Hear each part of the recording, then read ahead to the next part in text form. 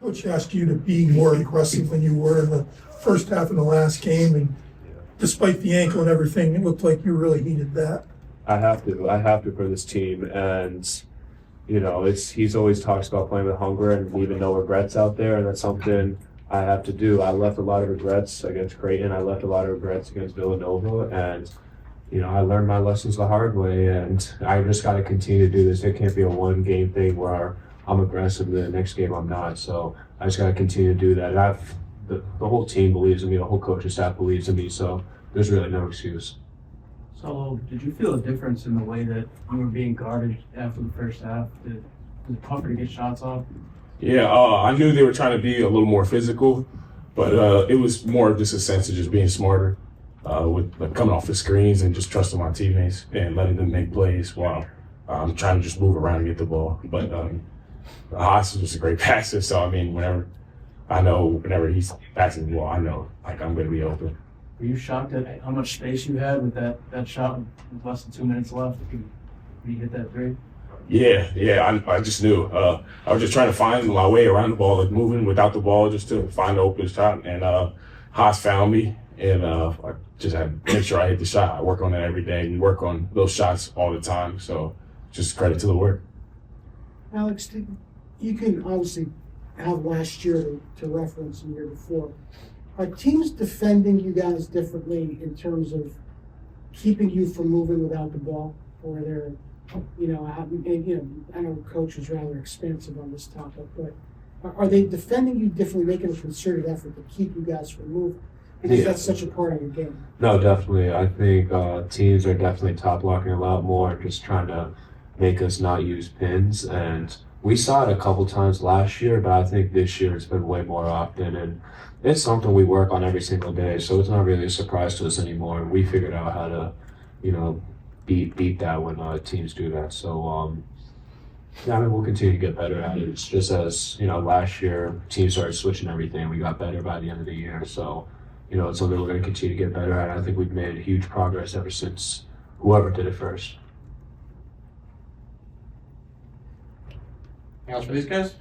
Alex, do you like the mental toughness that you guys showed at the end of the game? I mean, you did let a 15-point lead slip through the regulation, but then you bounced back. Yeah, I mean, with that lead, we got to show the killer instinct and really expand and not really give Butler a chance to come back. But, in the Big East, you got to win a wide variety of ways. And whether it's this type of game in overtime, a grinded out type win where we kind of, just beat ourselves at times too with the mistakes. So, any win's a win, and we found a way to get it done, so we'll just be happy with it, but at the same time learn from it heading into Xavier.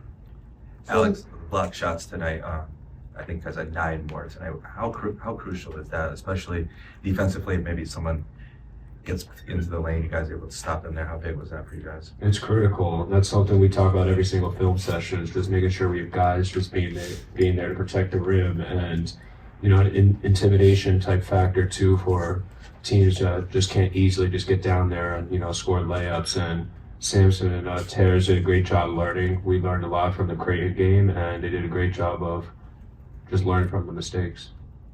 So what gives you confidence that this team's best basketball is in front of it?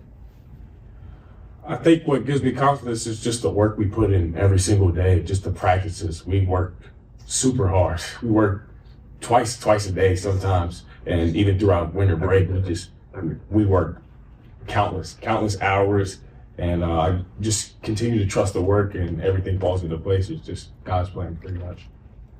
Alex, with that said, what is it like for you to hear Coach? He says he speaks to you guys through kind of what he says to us, but when he's talking about not having enough will or competitive fire, things like that. How do you just react to that? We should react as a challenge. We should react as a way that we got to prove to him who we really are and who we really are as men individually and collectively. And we have to respond in that way and show him how tough we are. And obviously it starts in practice every single day, just establishing those daily habits on a daily basis. But when it's game time, the brightest lights, that's when everything means the most. And we got to do it every single game for him to really see who we truly are. Alex, when and how was the decision made that you would be able to go tonight?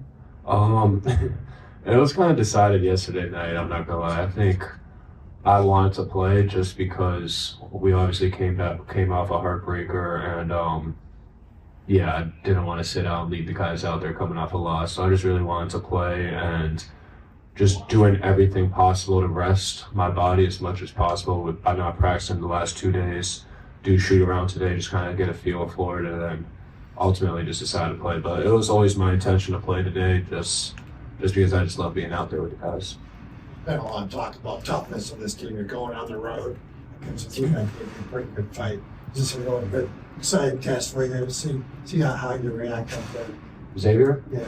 Yeah, I mean, I think it's one of the most underrated arenas in the country, and they're super well coached. I think they've won like 3 in a row right now. They got a big game tomorrow as well that we'll be tuned in for, but they're an amazing team. They've gotten better ever since we last played them, so we know it's going to be a great game, and the Cintas Center is always, a tough environment to play in. What are you giving Terrace after that play? Are you giving him a dinner, or are you giving him a nice for I'll pay for his food. I don't know what I'll do, but I thank him a lot for that play because he really saved the game just by finding the ball and making that layup. So yeah, the next meal or whatever food he wants, I'll get it for him tomorrow. But it's only tomorrow. Once tomorrow passes, he's not getting anything. Probably salad.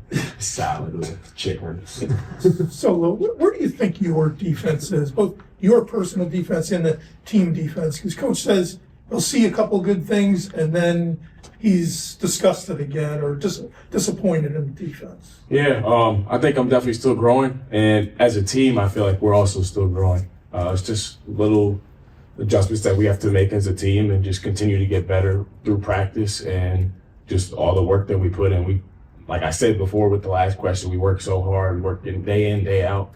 No matter if we have school or not, like it's the same amount of work regardless, and we just have to continue to trust it. So was there progress in the first half because you held them in the 30s for most of the half and then not so much in the second half? Definitely.